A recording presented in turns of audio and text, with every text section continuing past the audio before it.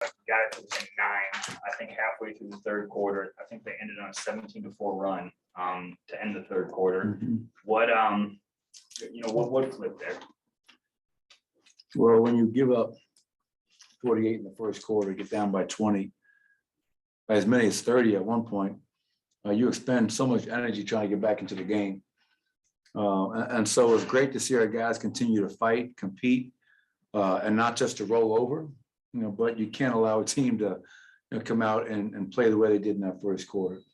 They shot, I think, 77 from the field. They made 7 of 8 threes in that quarter. It just didn't feel us. After that, much better, but I just told our guys, we've lost 4 in a row. Losing sucks. It should hurt. You should be angry. You should be frustrated. You should be embarrassed, whatever it is. And we can't wait for Jamal, Michael, and Nicole to come back. We have to fix it. And, we can only do that by staying together and having a positive mindset, even in light of 4 losses. And I liked how we competed. But after we cut it to 9, to your point, 17-4, and then it kind of got away from us once again. You said they didn't feel you. Was it the physicality that was just lacking in the first quarter? Like, what could you have done to stem that 48-point quarter? Yeah, when I say they didn't feel us, I think we had 2 deflections in the first quarter. They were running script offense. They got whatever they wanted. It was too clean, too smooth. And we didn't make them feel us, and we didn't make them work for it. After that, I thought it was pretty good. I mean, 25, 27, and 26 points in the quarters after that. But once again, a team that's won 11 in a row, you don't want to spot anybody 30 points and allow them to get into that comfort zone. And obviously, we continue to struggle to make shots. And, that's going to make it really hard for you to, cut that 9-point deficit to even lower because, we're struggling to see that ball go in. Is there any remedy to missed shots? I mean, or is it just, you gotta just generate the good ones and hope they go in? Yeah, I don't know what else we can do. I mean, it's a matter of, like Will said, he goes, man, it's not my night tonight. He's been so great for us, 4 of 15, 0 for 4. Wasn't like he was trying to miss shots. So as long as we're taking good ones, Chris, encourage our guys to stay aggressive, stay confident. We got to the foul line 28 times tonight, which to me shows aggression, not just settling. But this not making shots wasn't just tonight. It's been a season-long thing, as we know, and we just gotta stay with it. Coming out of halftime, saw you talking with Natalie Sabo and Aaron as well. Could you sense his frustration building throughout the night?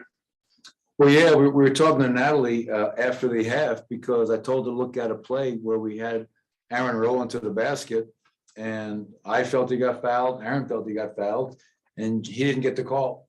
And to Natalie's credit, she watched it at half and said, "You guys are 1,000% right. I missed it. He did get fouled. He should have been shooting free throws."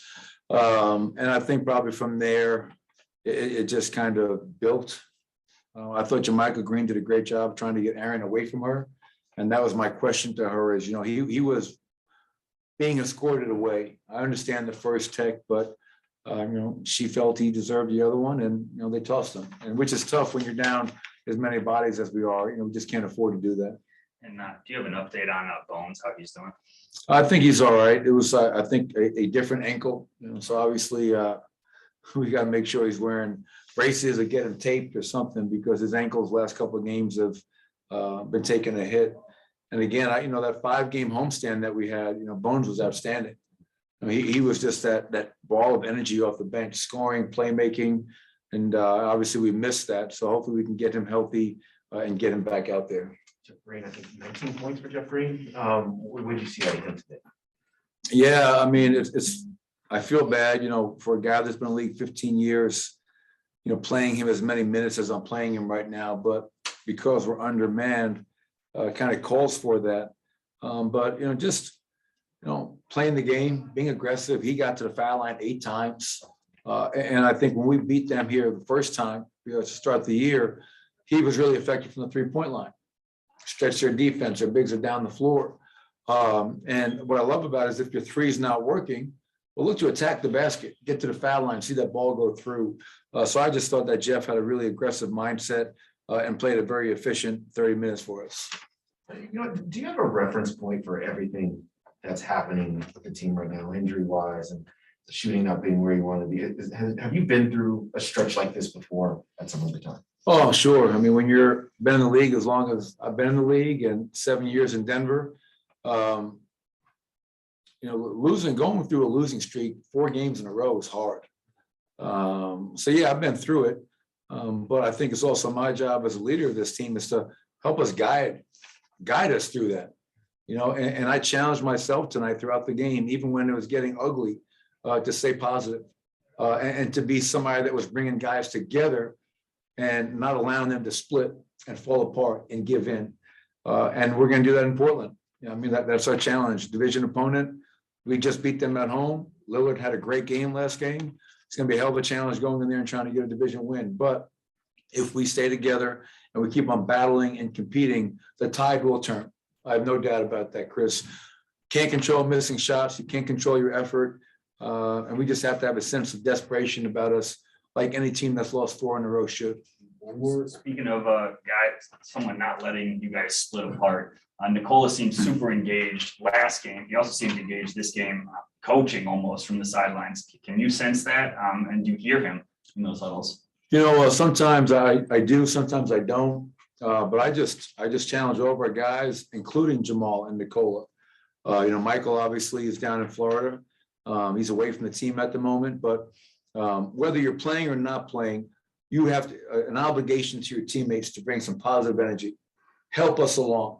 And Nikola and Jamal, even though they're not playing at the moment, their voice, their presence, their energy is so impactful. So if Nikola is in the huddle, engaging, talking, demanding, then that's great, because he's a leader of our team, whether he's playing or not playing, and he needs to do that. He needs to own that responsibility. Thank you, Coach. Thanks, everybody.